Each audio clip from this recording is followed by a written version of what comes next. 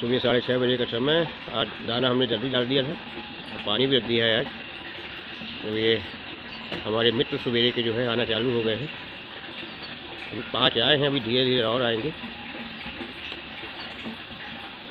Time हो गया इनका 6:30 7 बजे तक आते हैं और आधे घंटे में खा पी के चले जाते हैं।